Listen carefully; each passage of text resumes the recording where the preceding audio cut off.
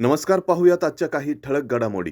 छाननीत 99 उमेदवारांचे अर्ज ठरले अवैध. पिंपरी चिंचवड महापालिकेच्या निवडणुकीसाठी बुधवारी पार पडलेल्या उमेदवारी अर्ज छाननीत 99 अर्ज अवैध ठरले. 1993 पैकी 1894 अर्ज वैध ठरले. निवडणुकीसाठी 15 जानेवारी रोजी मतदान होणार असून 16 जानेवारी रोजी मतमोजणी आहे. शिवसेना ठाकरे पक्षाच्या 1, काँग्रेसच्या 2 उमेदवारांची माघार. पिंपरी चिंचवड महापालिका निवडणुकीतील शिवसेना उद्धव बाळासाहेब ठाकरे पक्षाचे 1 तर काँग्रेसच्या 2 उमेदवारांनी गुरुवारी माघार घेतली. आता काँग्रेसचे 56 उमेदवार रिंगणात राहिले आहेत. काँग्रेसच्या प्रभाग 2 मधील क जागेवरील जुनेद चौधरी व प्रभाग 15 मधील ब जागेवरील शुभांगी शिंदे यांनी माघार घेतली, तर शिवसेना उद्धव बाळासाहेब ठाकरे पक्षाचे मोहम्मद खान यांनी प्रभाग 2 मधील ब जागेवरून माघार घेतली आहे. लक्ष्मण जगताप यांच्यामुळेच पिंपरी चिंचवडचा विकास. मुख्यमंत्री फडणवीस यांच्याकडून कार्याचे कौतुक. दिवंगत आमदार लक्ष्मण जगताप हे मातीतून उभे राहिलेले नेतृत्व होते. कोणताही राजकीय वारसा नसताना त्यांनी स्वतःच्या कर्तृत्वावर पिंपरी चिंचवडमध्ये भक्कम नेतृत्व उभं केलं.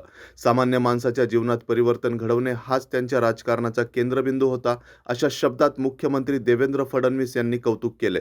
दिवंगत आमदार लक्ष्मण जगताप यांच्या स्मृतिप्रित्यर्थ पिंपळे गुरव येथे उभारण्यात आलेल्या शक्तीस्थळाचे लोकार्पण मुख्यमंत्री फडणवीस यांच्या हस्ते झाले. भाजपचे रवी लांडगे दुसऱ्यांदा बिनविरोध. महापालिकेच्या निवडणुकीसाठी मतदान होण्यापूर्वीच भाजपने खाते उघडले आहे. राष्ट्रवादी अजित पवार पक्षाकडून एबी अर्ज घेतलेल्या उमेदवाराने प्रत्यक्षात मनसेकडून अर्ज भरला.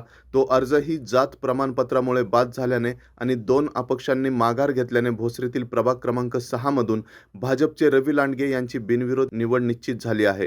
2017 मध्येही ते बिनविरोध निवडून आले होते. भाजपचे राहुल जाधव यांच्या उमेदवारीचा वाद दुसऱ्या दिवशी निकाली. पिंपरी महापालिका निवडणुकीत प्रभाग क्रमांक 2 क आणि 2 ड मधील भाजपच्या अधिकृत उमेदवारीबाबत आक्षेप घेण्यात आला होता. या विरोधात राष्ट्रवादी अजित पवार पक्षाच्या कार्यकर्त्यांनी क्षेत्रीय कार्यालयासमोर आंदोलन केलं होतं.